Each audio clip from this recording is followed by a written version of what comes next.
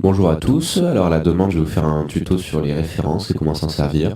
Alors c'est rien de trop compliqué, mais du coup au passage on va pouvoir un peu parler aussi de niveau audio et d'analyseur de fréquence. Allez, c'est parti. Donc du coup on va commencer par les niveaux. Donc il y a plusieurs façons de mesurer un signal audio. Voilà, il faut savoir qu'il existe le niveau pic, donc ça va être le niveau qui est là, qui va être vraiment l'instantané. Ça va réagir très très rapidement à la moindre variation audio. Donc ça permet de voir un petit peu tout ce qui est transient et tout ce qui est dynamique, comment ça se passe. Ensuite on a le niveau RMS, donc ça va tout simplement être la somme moyenne sur, on va dire sur 3 secondes, après ça dépend comment on règle le vue-mètre. Mais ça va être voilà, une moyenne du signal reçu, ça va aider à avoir une idée de la perception et de la densité sonore. Donc voilà, là on voit qu'il y a pas mal de dynamique entre les pics de ma voix et le niveau perçu. Donc ça c'est sur un vue-mètre classique. Alors moi je suis sur Nuendo, qui est on va dire un Cubase un peu boosté. Du coup j'ai ça qui est intégré, mais bon sur n'importe quel master, on va dire, que ce soit Logic ou Live, j'imagine que vous avez des trucs similaires. Mais le plus intéressant ça va être ce petit plugin là, donc c'est Insight de Isotope, qui est fourni avec la suite Ozone. Alors il existe des analyseurs aussi gratuits comme Yulin et autres, vous pouvez chercher. De toute façon c'est toujours le même principe. Ça va être de mesurer là une autre norme, ça s'appelle les LUFS. En fait, ça va être un petit peu comme les dB RMS, sauf que ça va prendre en compte une courbe de pondération qui va s'adapter un peu plus au ressenti de l'oreille humaine. Que vous ayez ce plugin là ou un autre, ça va revenir au même, parce que c'est toujours on va dire, le même type de valeur qui va être retrouvé dans un analyseur LUFS. Juste quand vous allez choisir un plugin, gardez-le, parce que en fonction du truc que vous allez choisir, il va y avoir quelques variations des fois de décibels en fonction des algorithmes et tout. Donc voilà, pour éviter les imprécisions, il vaut mieux garder toujours le même plugin dans la chaîne.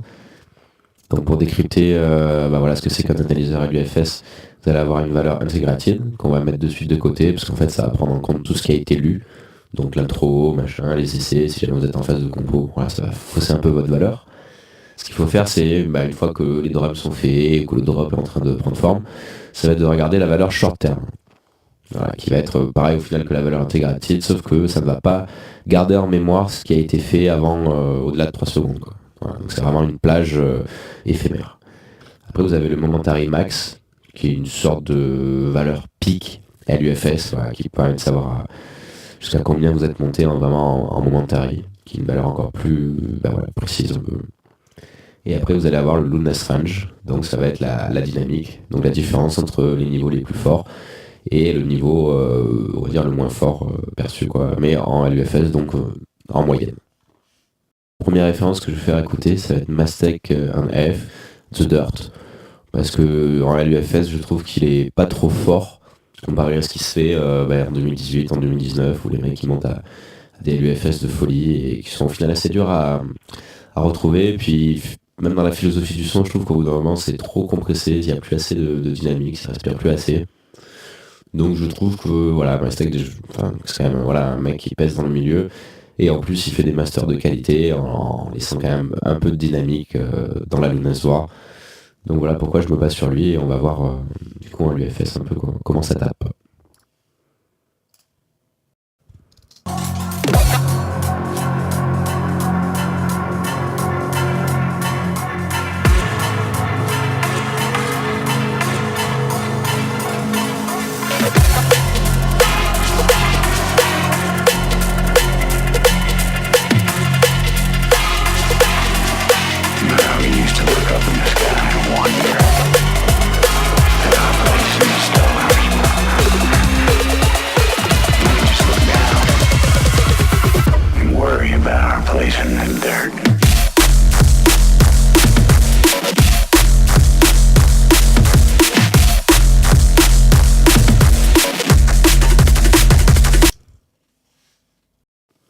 Du coup, on a vu qu'il tapait autour de -6 sur le drop. Donc voilà, ça va être du coup la norme vers laquelle on va essayer de se rapprocher, au mastering en tout cas. Et là, on va analyser notre track pour voir à combien on tape et de combien il va falloir baisser la référence pour pouvoir faire une comparaison AB efficace.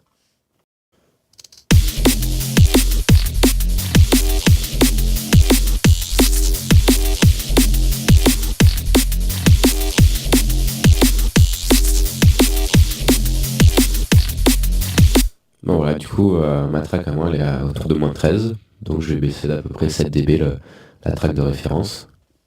Du coup, on est en baissé, bon, on va pouvoir comparer un peu les deux tracks. Alors moi, ma track, je l'ai pas forcément faite par rapport à ce morceau de référence-là. D'ailleurs, je m'en suis pas servi là de référence. Moi, je m'en sers plutôt pour avoir une idée des normes de mixage. Et une fois que je suis à peu près dans les clous, je me laisse quand même un peu de liberté. Mais bon, en tout cas, voilà, Mastec, c'est une référence que j'aime bien me servir parce qu'encore une fois, la DLUFS est plutôt faible comparé aux dernières prods qui tapent à -3,5, etc. Là, -6, c'est encore facile de se comparer, de comprendre comment le morceau est construit, quoi. Et vous allez voir, du coup, qu'en comparaison à B, après avoir baissé, en termes de volume, on n'est pas si loin, et en termes de sensation, on va pouvoir un peu mieux comparer, quoi.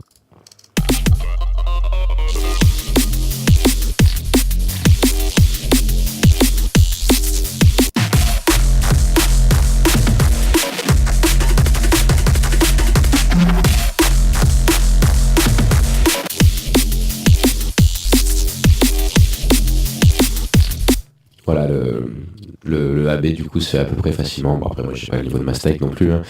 Mais voilà, ça permet de se rendre compte où on en est vis-à-vis des standards. Je vous conseille aussi d'avoir plusieurs références. Ça vous permet de garder une oreille objective et de pas non plus trop vous enfoncer dans un style. Parce qu'à un moment donné, vous entendez plus que du boom-chak, boom-chak. Donc par exemple, moi j'aime bien prendre une track de la compile, qui en plus est masterisée autour des -7, donc qui respire aussi, qui est un peu dans la même philosophie.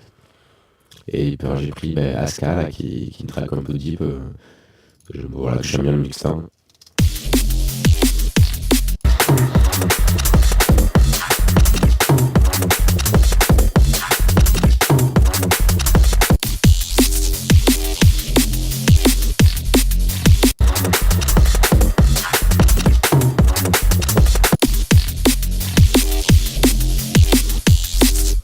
Donc voilà, bon, il y a une différence flagrante, hein, vu que c'est pas forcément le même style.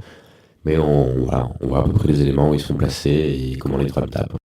Voilà, du coup, une fois qu'on a analysé les niveaux audio, il va falloir analyser un peu les fréquences pour comprendre comment ça marche, à quel niveau est le sub, à quel niveau est le kick, et pouvoir un petit peu plus décrypter élément par élément.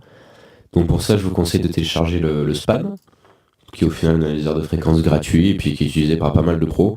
Moi perso, avant j'avais le PAS, que j'ai toujours d'ailleurs de côté. Mais je sais pas, au final c'est vrai que la vue est plus petite, tout ça, on y voit un petit peu moins. D'ailleurs je vais vous montrer comment régler le pass de façon à avoir un maximum de fréquences, inspiré d'un tuto de Joe Ford d'ailleurs.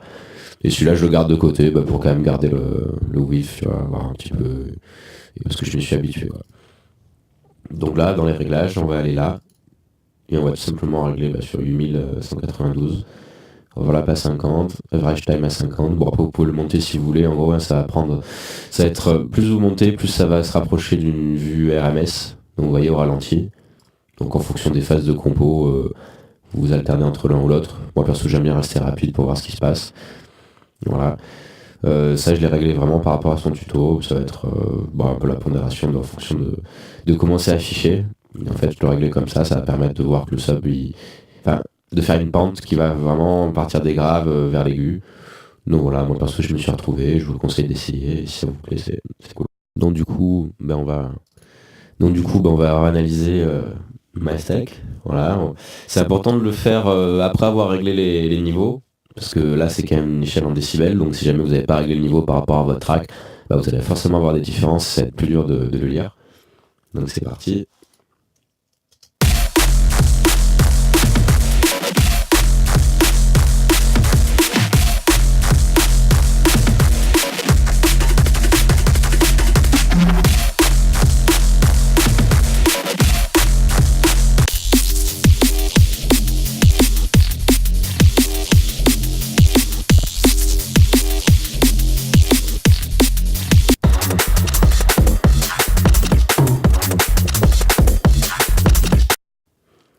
Donc voilà, du coup le but ça va être d'essayer de comprendre ce qui se passe à la fois avec nos oreilles et avec nos yeux. C'est-à-dire essayer d'écouter les fréquences, d'écouter le ressenti, même physique, hein, si vous avez un sub chez vous, machin, de sentir les graves, et visuellement de voir à quoi ça correspond. Ça permet après de plus facilement équaliser, de se dire ok là quand j'entends tel truc en fait c'est telle fréquence. Bon hein, forcément c'est du travail, hein, c'est de l'expérience qui va se mettre en place petit à petit, mais c'est je pense le bon chemin à suivre.